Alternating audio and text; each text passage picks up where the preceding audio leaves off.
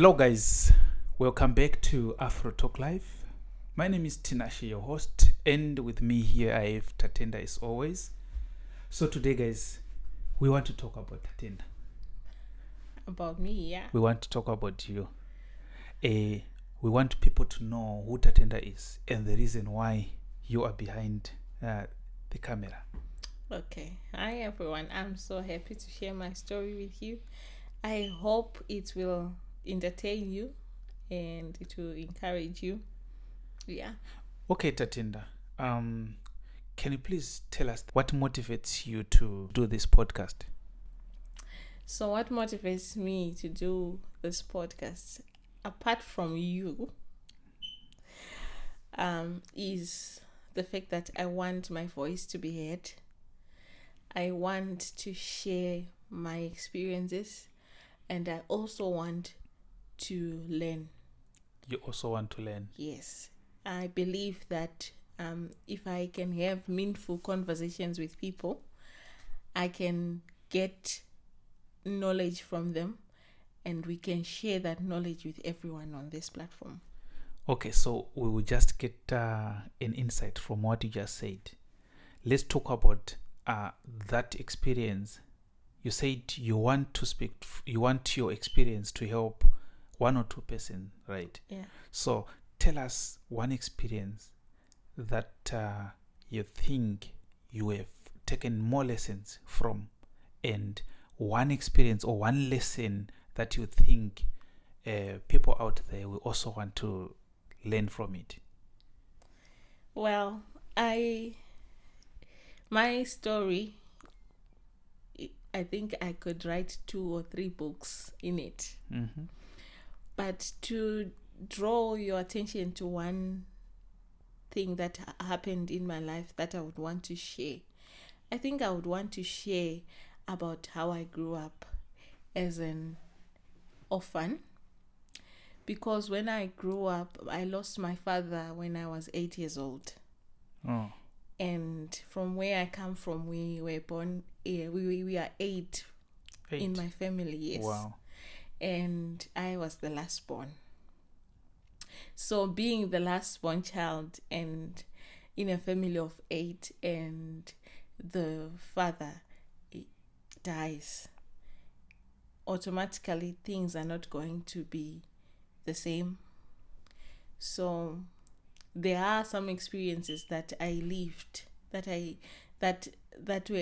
are part of my life now. Yes. That have shaped me, the way I think, the way I want to relate to people, and the way I understand people.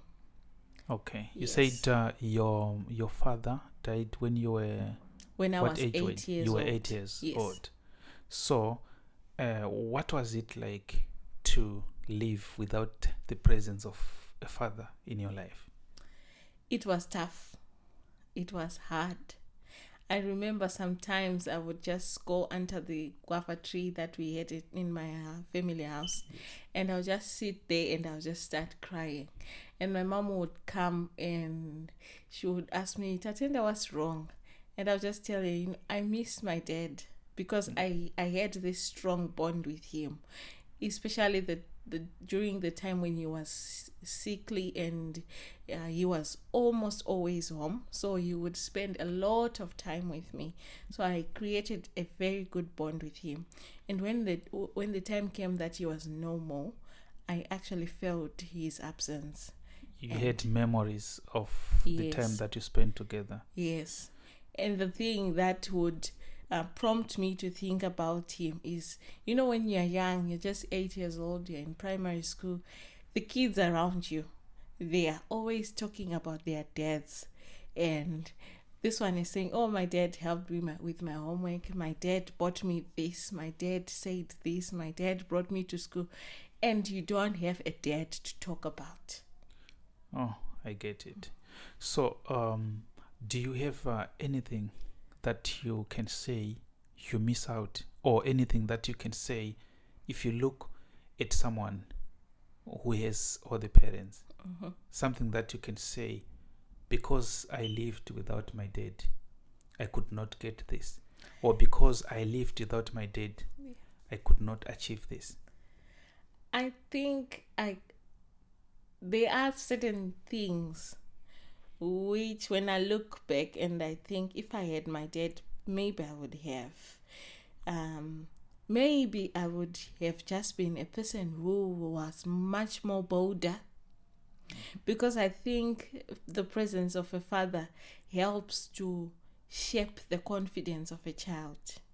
It helps to mold the child to know who they are and to know that their dad has got them. Oh, yeah. So when it came to that aspect, I felt like I was missing, that big voice in my life. You missed that presence. I missed that big voice, yes. But aside from that, my mom, she did everything that I think my father would have done for me in terms of providing and taking care of me. There's no material possession that I would say, if my father was there, perhaps maybe I would be someone else. Okay. No. Okay, so there's also this scenario, especially in African communities. We have this notion that most of our fathers, they used to be working in the urban areas, whilst the family, the wife and the children, are staying in the rural areas. Then once in a while, the fathers would travel back home with a lot of presents to give to their children, right? Yes. So this, if you are to check most of the we can say 3 or 4 generations back, those their type of fathers who are comfortable leaving their family. They can go away for 3 years, 2 years, 5 years, 6 years, or even more, right? And still you communicate, you get presence, you get their presence, but not Their presence, right? Yeah. So in that situation, do you think there is a difference between a situation that you lived and the situation that I just presented? I think there is a difference, but there's a thin line between between the two situations. Yes. So if the father is still alive but cannot be present in their child's life, yes, then it's easy for that child to feel like the father is no more, to feel like they're surviving as an orphan. yes, Because the presence, like the material gifts that you can give a child, cannot replace your physical presence in their life. Okay. Because when you are there to caution them, you are there to direct them, you are there to listen to them. But when you are far away and you provide them with these gifts, toys and material things, food, it's good because it makes them grow, but it's not everything that they need. Okay. So what you just said, it drove me to ask one critical question that I have. What is a father? I think it's just in the names there, but what came into my mind when you asked that question, Yes, I just remembered about a question when my father once asked me that question.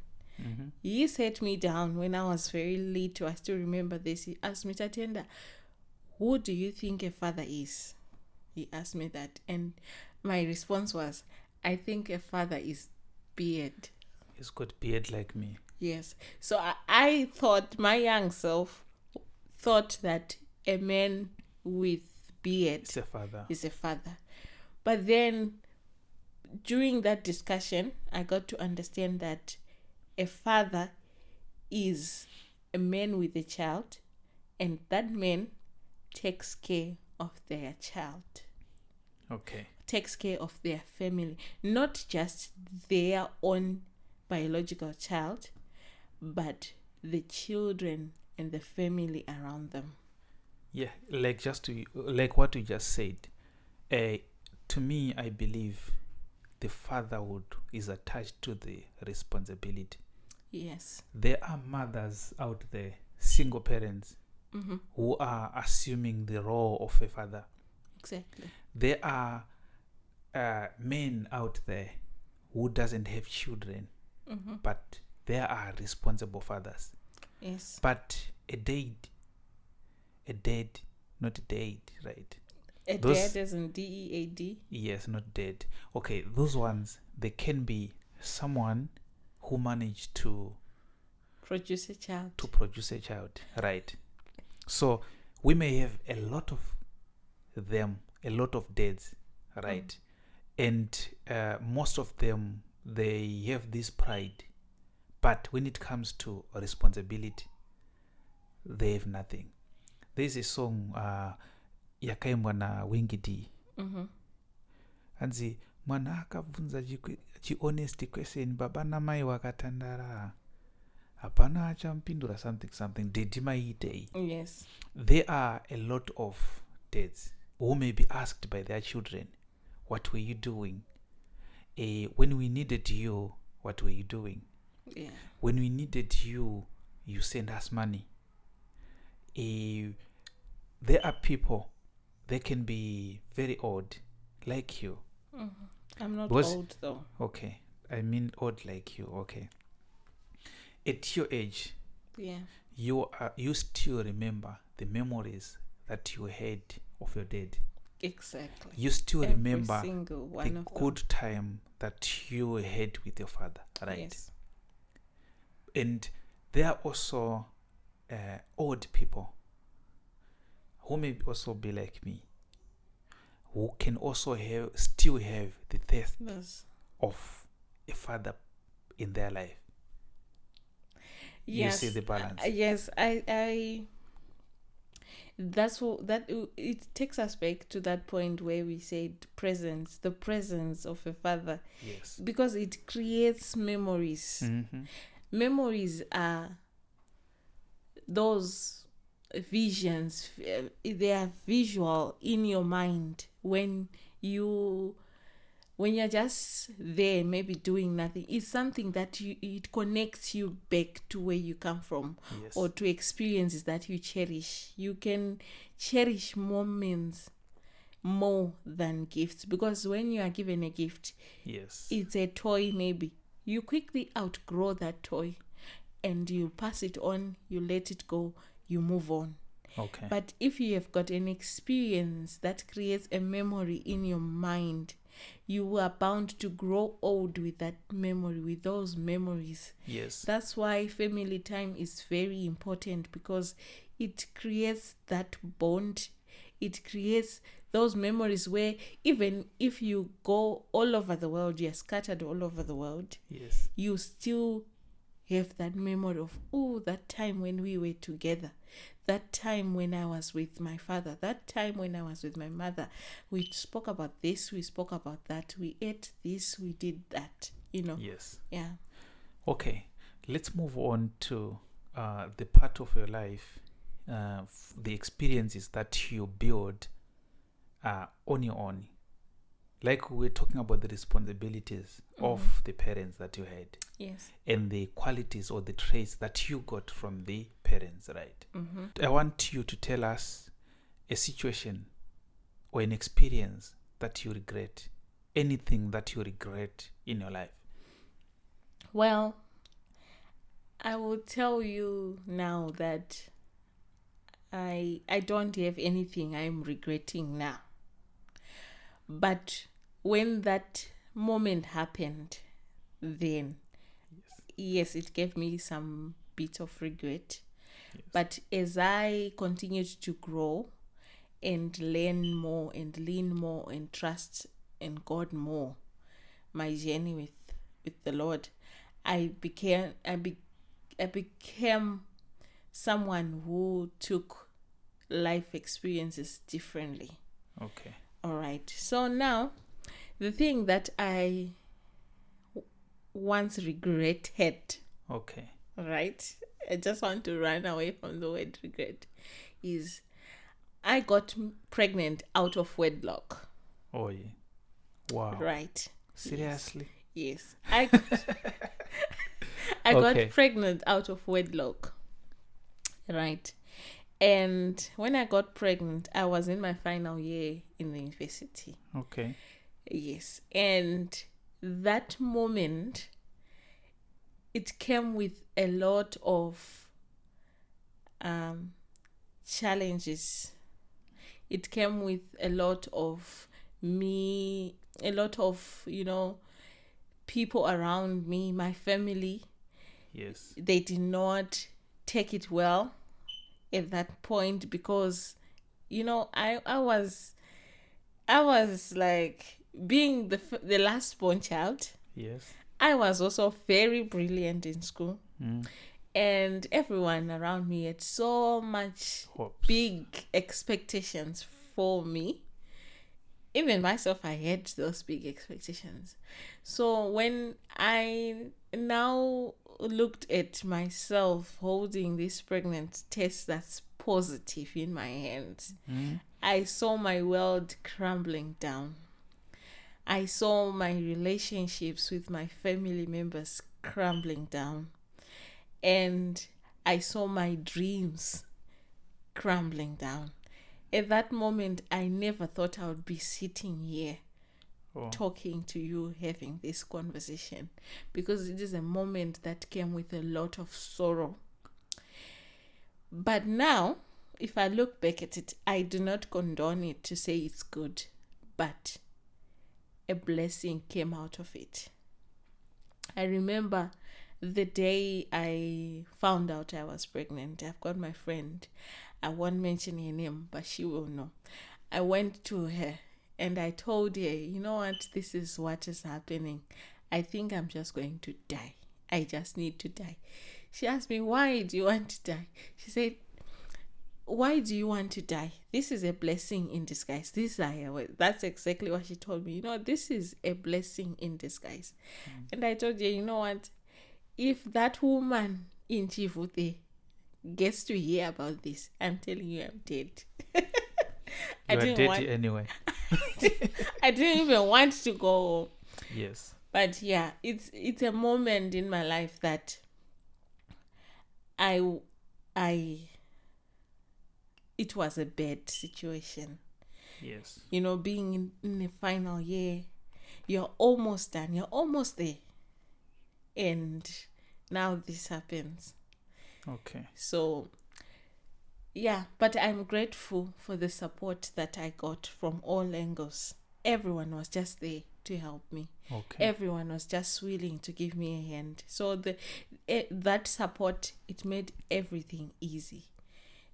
Even though I was stressed, yes, when I was alone, once you leave me on my own and I'm in my thoughts, that it would trigger a lot of emotions. But I thank God for the support. Okay, before I go to the next question that I have for you in relation to that, I want you to talk to somebody. There are people who also went through the same situation that you did. And some of them, they actually died. Right. Some of them, we have had cases of young mothers shoving the child in the toilet.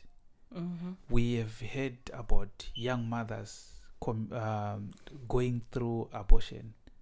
Yes.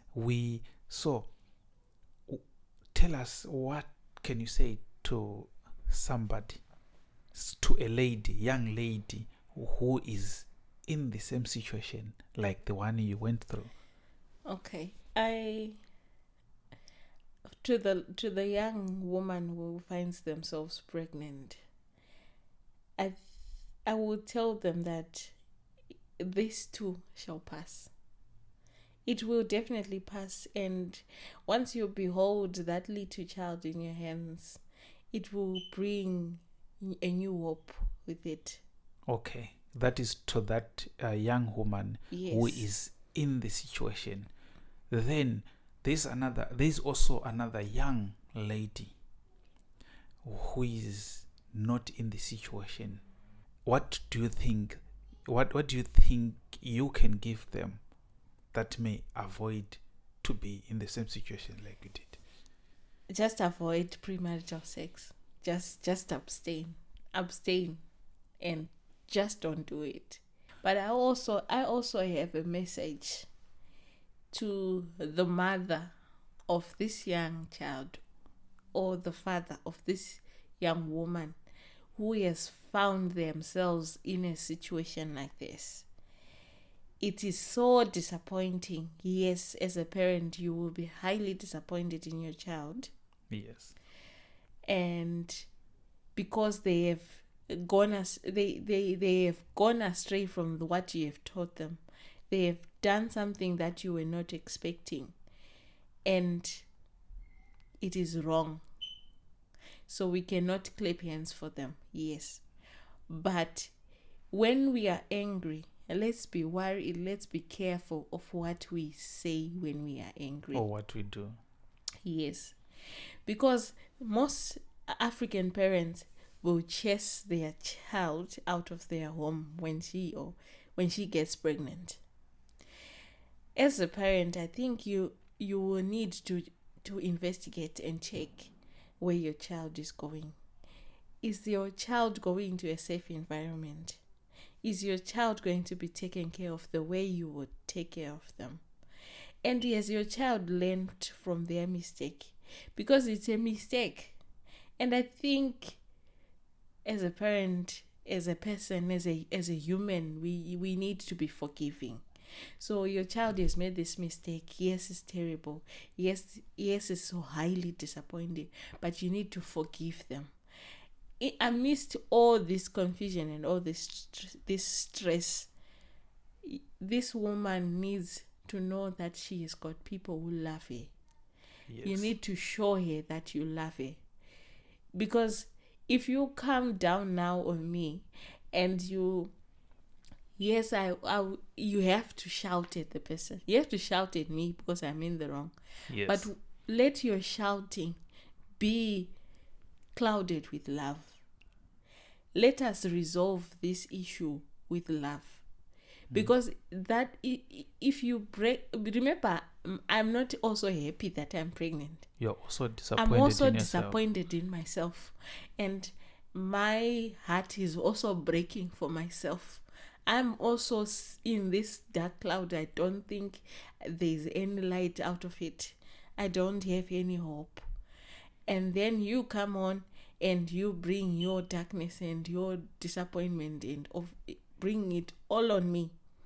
Suicidal thoughts, they will come. Thoughts of abortion that you were talking about, they will come. Because this already, it's a lot to be. So let's be accepting. Let's be forgiving. And let's embrace with love. Let's embrace with love. Because what you will say, the power of words, the word that has been spoken, it takes a lot of time to die. Because words are sharp and they stay. They affect a person much more than a whip. Yeah. And there's also a words of wisdom when they said, when you whip with the left hand whilst drawing closer with the right. Yes. Meaning, like what you just said, you, of course, you can shout, but show some love. Exactly. Okay. I've seen the way you were explaining that issue. It shows that it's something that is still in your heart, something that is still a little bit heavy in you. So I want you to tell us, what did you lose from that situation? I lost something that's valuable to me. So when I was prior to this, I was someone who, I knew I got this. I knew what I want. And Confidence. yes, I was so confident in myself. I was like, I can do anything. But now I'm pregnant, and this person on the side is telling me that you are a disappointment.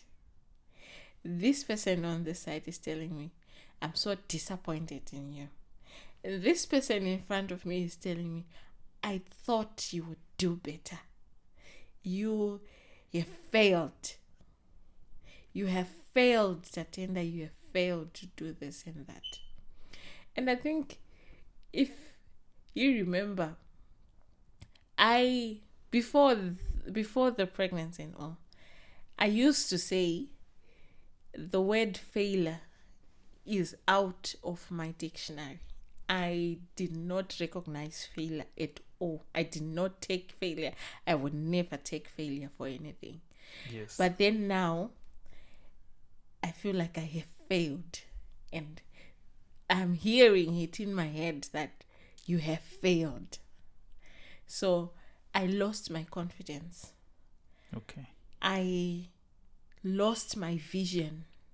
I felt like my purpose, the life in me, was just drawn out of me during that moment. And I struggled to bring it back. And I'm still in the process of doing that. But I think I'm in a better space now. A very much better position. Also, it's so the pain or the words that people threw at you when you were in that mess, they affected you more than the situation itself. Exactly. So, guys, wherever we are, when you are talking to people, you have to know that words, they pierce more than a whip, like he said. So we should be mindful of the words that we say. We should be mindful of how we reprove, or how we talk to our children, or how we talk to our friends. Yes. Because the words that you say, a person can live with the words forever. Mm-hmm. And a person can die because of the words that you say. Okay. So we should be very mindful of what we say.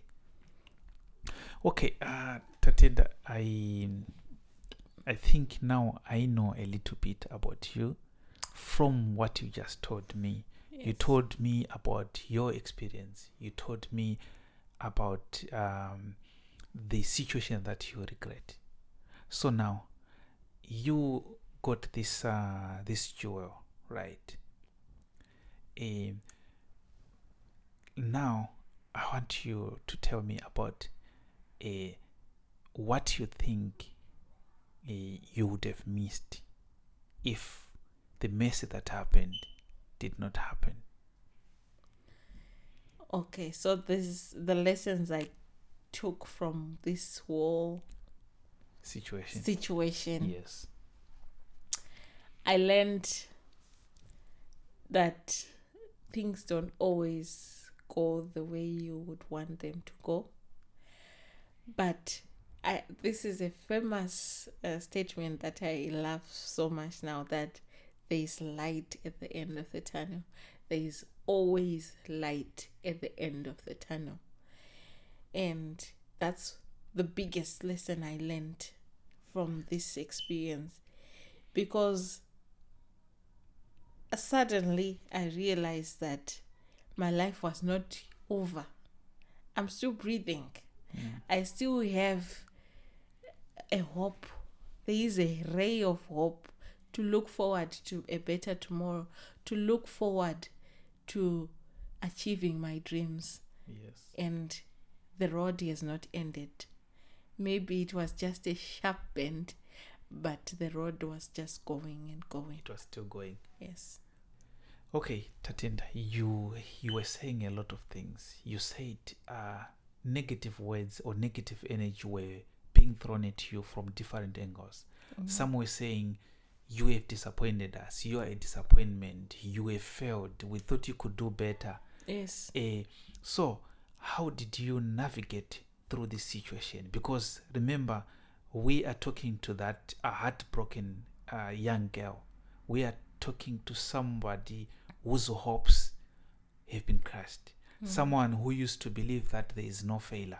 I can't fail, I've got it. But now you are on the ground. So how did you navigate through?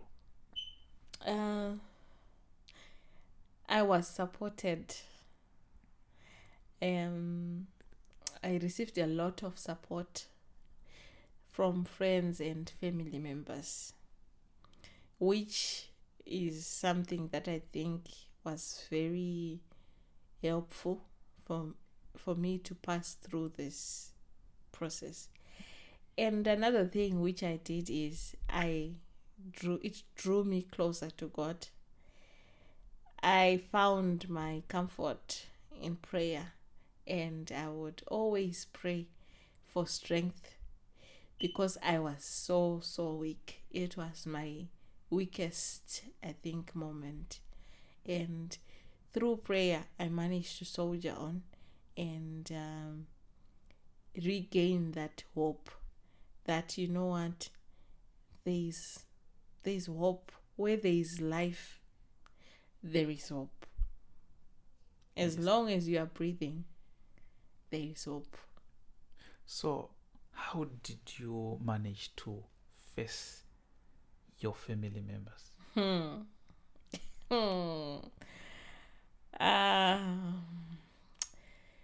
It was tough.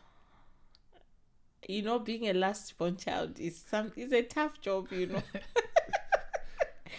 because you are the youngest and everyone is just older than you, and you actually don't know exactly where to start from.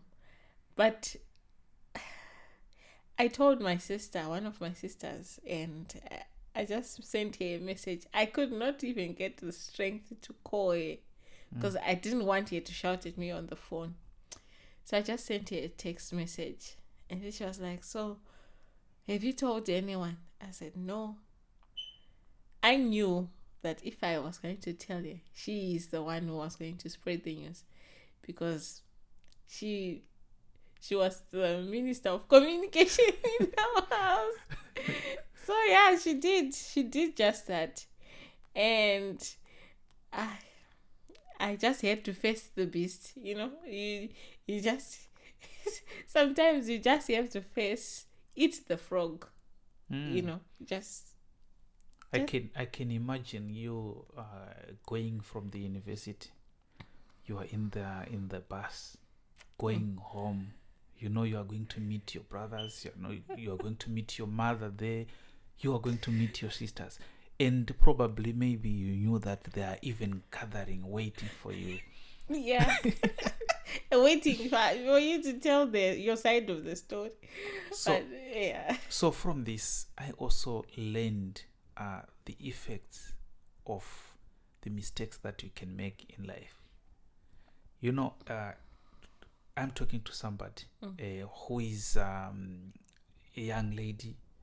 Panguva inoi, there are people warunzi varikupisa, the point, maslay queens. When you are walking in the streets, you feel like I'm the one, right? When you have never faced a situation like this, you may think it's not there.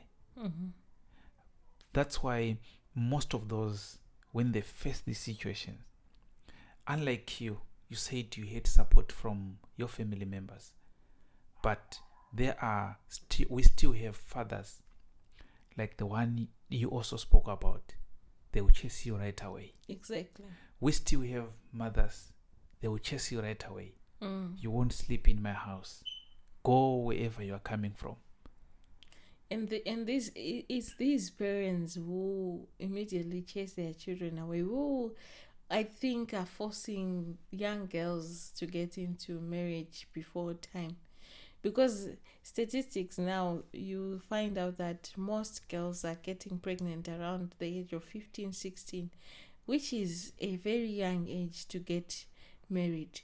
And I think these kids, these girls, they just need a second chance. Okay, yeah.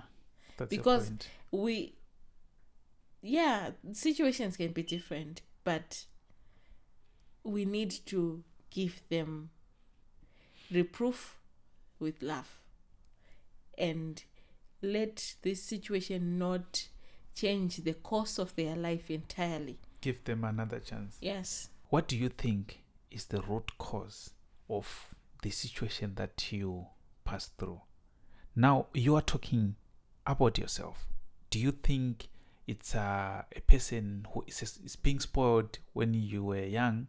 Or can you say you were misguided? Or what do you think is the root cause? I think kusatongoteerera. Like any other child, it's just being mischievous. Then My mischief. those were the result or the of mischief. Yeah. the profits of mischief. Yes. Okay. Yeah. So that was in your case. But let's Yes. talk in general. What do you think is leading to young children getting pregnant at 15? Young children. Now I've heard in our community in Zimbabwe, some grade 7s, they are already active sexually. I think it's a lot of reasons surrounding it. One of them is peer pressure. Peer pressure from friends, and a friend will just come and tell you that I've done this and this is good and this that, and then you just want to try it. Experiment. The other reason, which might just be scientific, we'll need a further scientific and a further investigation. I've heard in certain conversations that the food that we are now exposed to, the stimulants. Yes, the food that we are taking is making the hormones to grow faster and to perform differently in nowadays, and which causes children of a young age to want to be sexually active. Okay. And I think also exposure. A lot of things that are now out there, access, content is out there, and these children at a young age, they can see this and they just want to try it out. And then it gets them here. In this podcast, we are going to be talking about relationships in families and relationships between two people. And we are going to be talking about business and entrepreneurship. We are also going to be talking about growth in terms of our spiritual growth, in terms of our mental growth, and the things that surround the way we are living nowadays, looking at history, how things used to be and how things are now, and then we just grow with it. Thank you guys for watching. This is Tinashe again, your host. You have heard there's no teacher who is better than the one who is talking from experience, because it is in falling that we learn how to stand up, guys. So in this podcast, we are going to be talking about different issues, and we are also going to be inviting different guests to address different issues, from business, from mental health, from the spiritual growth. Yes. All around aspects of life, just to motivate you guys. So thank you for watching, and let's meet again next Sunday in the next episode. Thank you. Bye. Bye-bye.